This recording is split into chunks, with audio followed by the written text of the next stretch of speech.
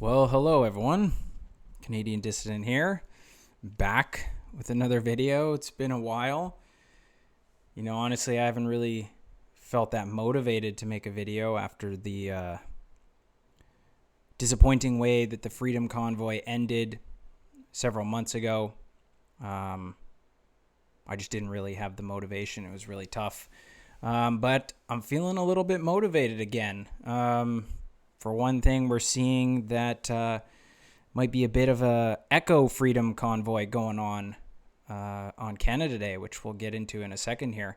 But there's a couple other big things going on in Canada that I just wanted to touch on and hopefully bring to people's attention. The first thing here that I'm showing is that unvaccinated Canadians are finally allowed to fly domestically. It's pretty unbelievable that it took this long. This is actually only from 9 days ago.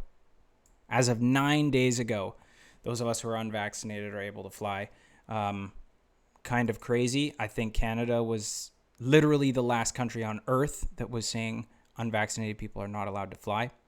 I wish I could say that it was because of the Freedom Convoy or something like that, or the people or protests that we got this back. But in all likelihood, the return of this stuff was simply airline companies complaining.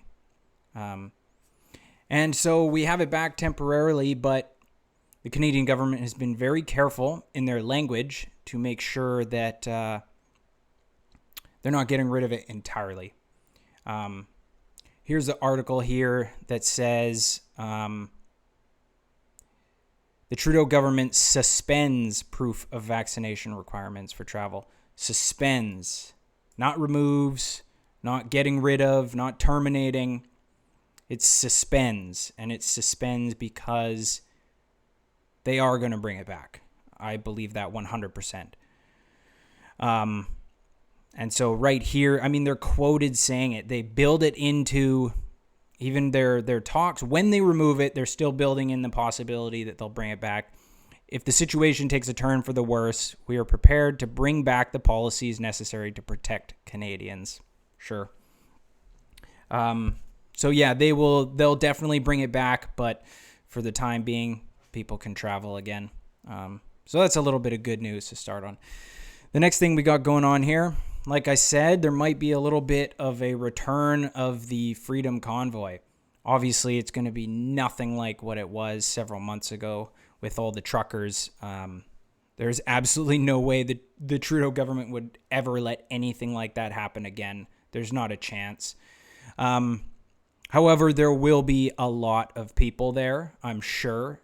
They won't let any vehicles in. And they're saying right from the start that they're going to block off vehicles, and anybody who tries to stop in a no stopping zone will get ticketed immediately. They'll have no tolerance for it this time. They're also upping the police presence big time. There will be tons of police there. You can count on that. And I seriously doubt they would let anything happen that would go beyond the day. But we'll have to see how it goes. They are talking about having a pretty heavy police presence there. So they obviously suspect that there's going to be a lot of people, which is good. That's very promising to me. I hope there are tons of people. I want to see it. I'll be following it pretty closely. The original reason for the protest was mandates for the truckers, and that hasn't changed at all. All those same mandates are in place. So yeah, here we go. Just a little bit more about the police saying that they're ready to step in and shut everything down instantly. There's going to be tons and tons of cops for sure. Right here it says this is expected to be a unique Canada Day with larger crowds and larger event footprint. They know there's going to be a lot of people because it's the Freedom Convoy gathering again on Canada Day, July 1. It makes perfect sense, and it was a brilliant move to bring this back on Canada Day, the day that everybody's already got their Canadian flags out. And of course, the people against the convoy are trying to tell us now that the Canadian flag is offensive, of course. So it's really smart to get it out there on Canada Day, and I hope we see tons of people out there.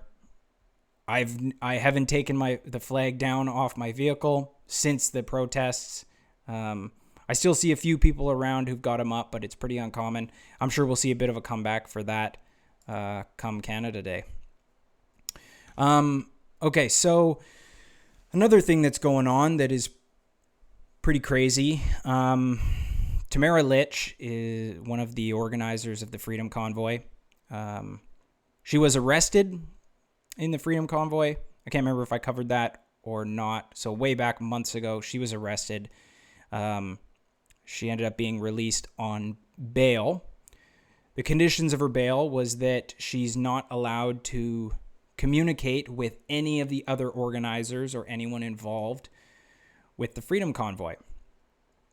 So she's been released on bail, and she was just arrested, I think like 2 days ago. She was arrested again by police in Medicine Hat in Alberta, and she was arrested on a Canada-wide warrant.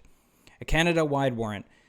Canada-wide warrants are usually reserved for the worst of the worst, you know, murderers, multiple rapists, that sort of thing.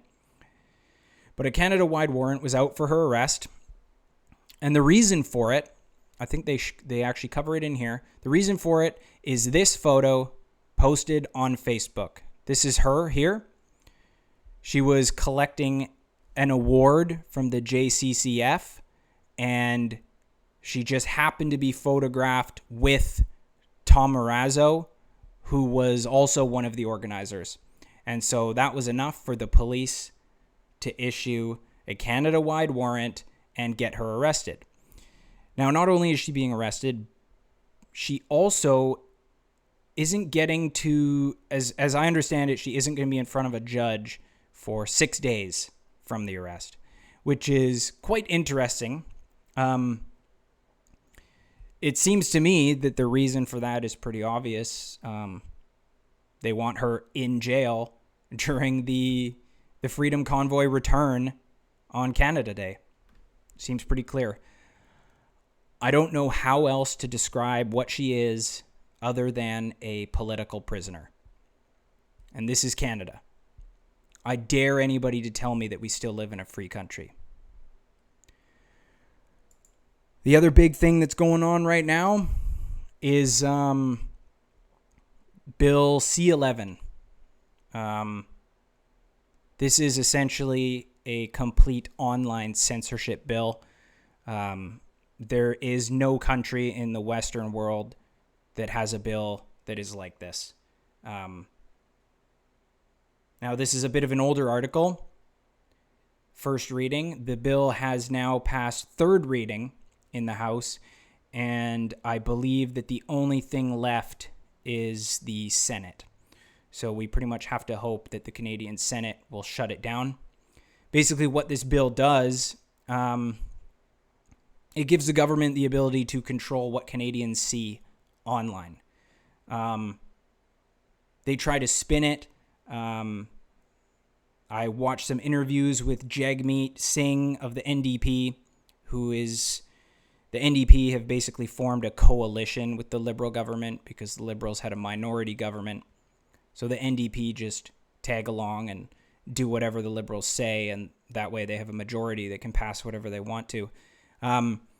He was being questioned on the bill because the Liberal government tried this last year, I think, under another bill called C-10, and the wording of that, the censorship was so egregious that failed. But they've essentially brought the same thing back with Bill C-11, made the wording more vague. And so Jagmeet was being questioned on this, and he essentially just tried to spin it into, well, you know, he doesn't like that it's YouTube and these big corporations that get to have a say over what you see online, what Canadians see online, and he thinks Canadians should have a say. Canadians are not getting a say. It's already free. You see what you want to see online. The YouTube algorithm is built based on your likes. What you look at, it recommends stuff to you. The reason the Canadian government wants this is because they don't want anything negative towards them to be seen. Trudeau doesn't want the Fuck Trudeau hashtag on Twitter to be seen by Canadians. He doesn't want his blackface photo to be seen by Canadians. This gives the Canadian government complete power over what you see.